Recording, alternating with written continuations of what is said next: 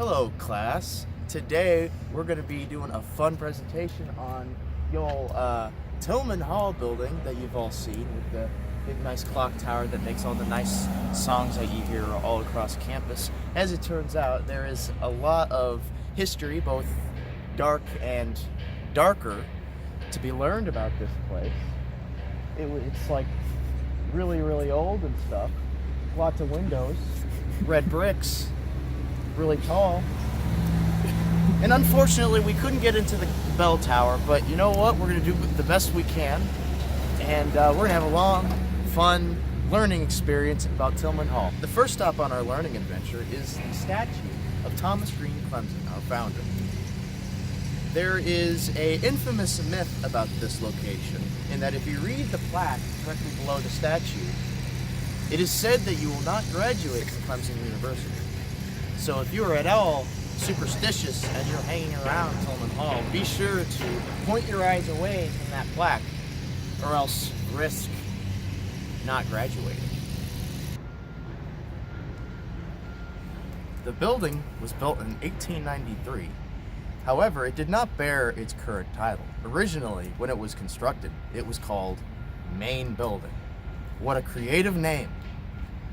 Until it was renamed in 1946 by Tillman's son. The justification for this was the fact that in 1893, the year that this building was built, Ben Tillman, who we'll discuss later, was governor of the state of South Carolina at the time.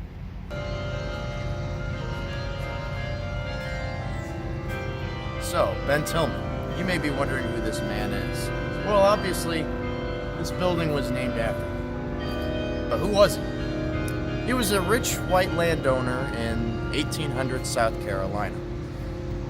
He garnered the nickname Ben Pitchfork Tillman because he was noted for often claiming that he wanted to stab Grover Cleveland through the throat with a pitchfork for various motivated reasons.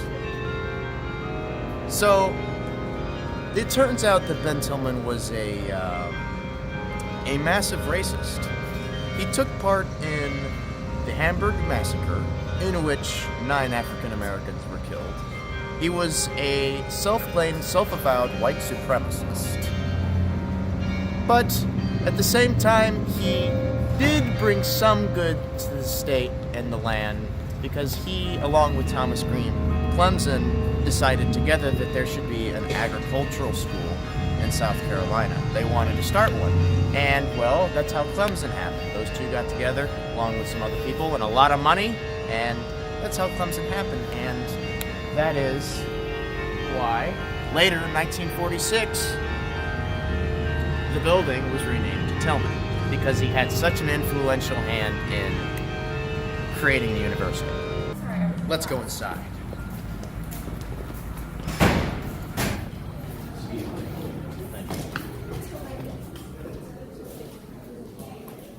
Welcome to Tillman Hall. So inside Tillman Hall today is the School of Education. Quite meta, but anyways, that's aside from the point. Ben Tillman also has a hall named after him, not only on Clemson University, but also at Winthrop University. He also has a building named after him there.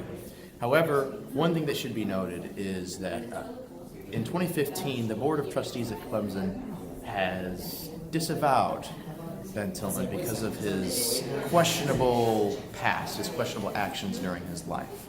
And we'll get into that now. In 2015, immediately following the Charleston church shooting, there was an effort by the Board of Trustees to rename Tillman Hall due to the racist implications of Tillman in the name.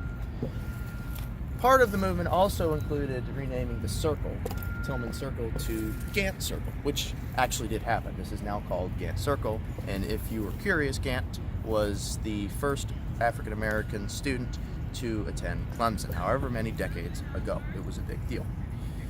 So, unfortunately, the movement by the Board of Trustees did not go through.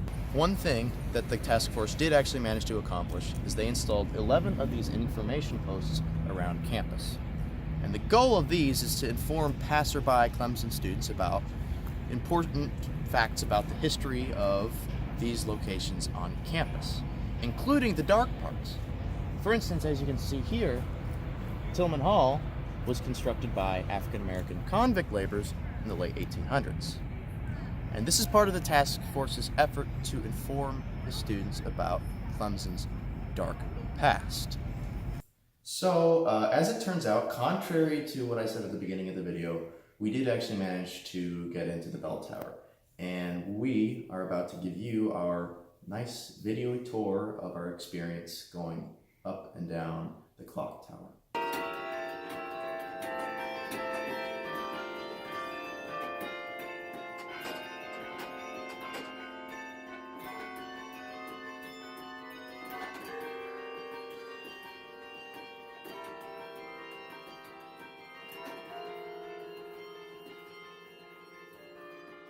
So, is the keyboard plus all the bells. Set up just like a piano keyboard. These are your black keys, these are your white keys. They're in the same order. That is true. They're just not black and white. But each one, that's right. This is a direct link with a wire up through the ceiling to individual bell. So it's basically a simple mechanical action pulley system. So when we strike this, it is moving the inside clapper on the inside of the bell, hitting the side of the bell vibrates. So we're not swinging all the bells.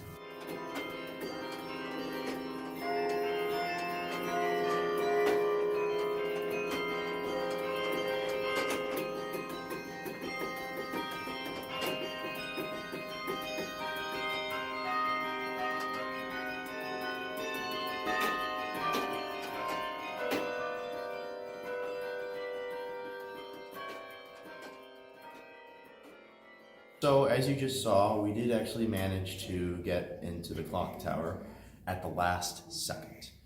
So I hope that you all really enjoyed the experience that we were able to provide for you. It was definitely very interesting for us, seeing how all of this really works and actually getting to come inside the iconic Tillman Hall into the clock tower and actually see how the bells are played and how, as you can see in here, this is how the clock works, just that little box, that's it.